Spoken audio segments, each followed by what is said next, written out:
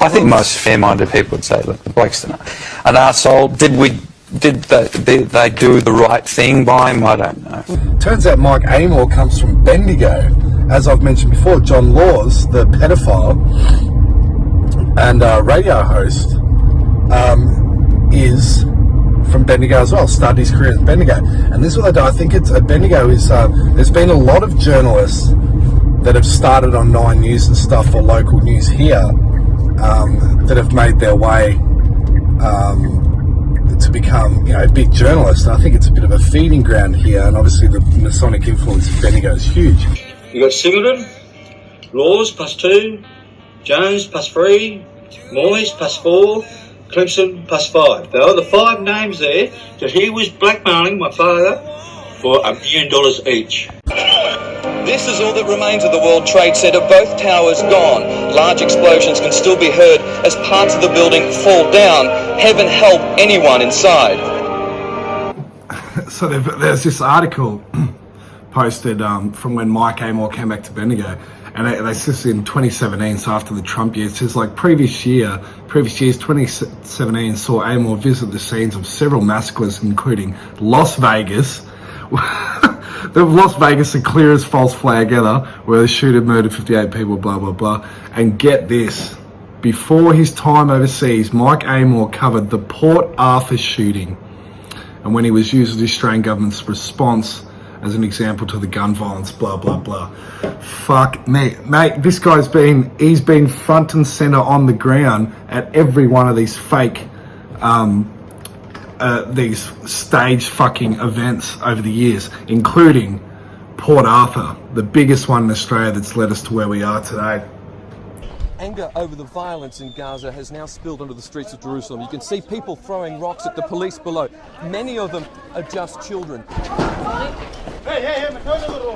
They've been throwing rocks at these police for about half an hour. They seem to have had enough. They're charging in to try and disperse them. Very strong message that Norway doesn't stand for what Breivik stands for.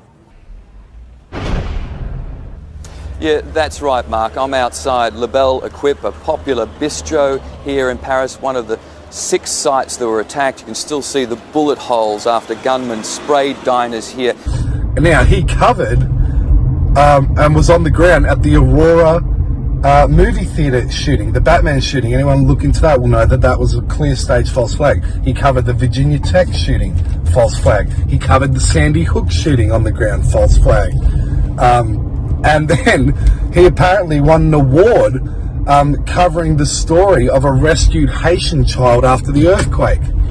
Now we know about Haiti, and that earthquake was deliberately done, by the way, too, because the US troops were in there within a day. So I'm talking about Caroline Wilson, who I would suggest is an agent within the AFL, and she's pushed this cultural Marxism. And if you look, you got Ida Buttrose that started Cleo magazine, who's now the head of the ABC. Ida Buttrose was the Gloria Steinem of Australia. She was an ASIO and CIA operative as part of destroying the family unit and pushing all the fucking neo-feminism stuff. And then who was the editor for Cleo? Lisa Wilkinson.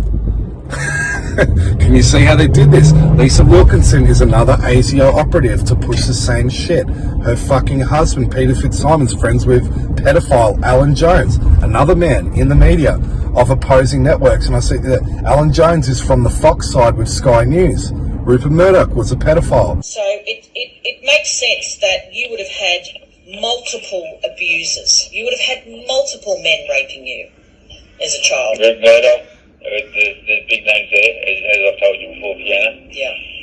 Kerry Tucker. Yeah. So tell. And then you got the other side of fucking Ted Turner and CNN, the opposing network. Ted Turner was a pedophile. The equivalent of CNN in Australia would be, and their popular leftist network is The Project. Channel 10, Lisa Wilkinson.